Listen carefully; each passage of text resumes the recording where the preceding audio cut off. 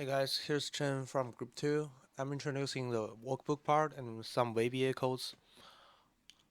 Here's our input data is speed, dimensions, distance, weight, also the budget.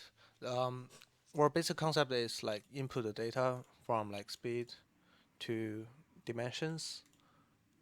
So when we select like priority mail, it has dimensions to be selected, like small box, also like distance from zone 1 to like zone 1 to zone 9, which is because the USPS is categorized their distance from local zone 1 to zone 9.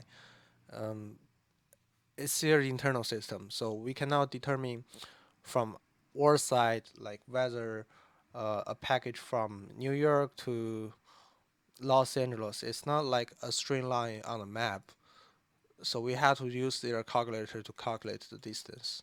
So it's not working here. Um, but apparently it's a way to calculate your package.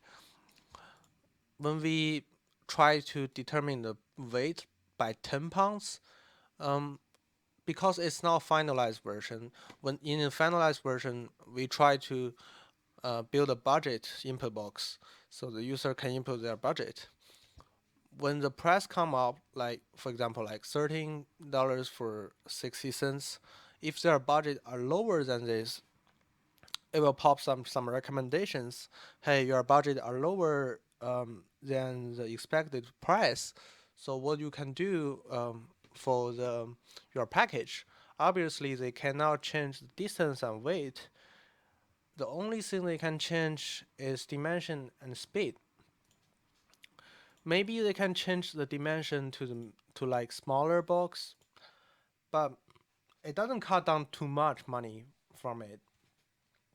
The only great thing they can do is like slower their packet speed to the ground service.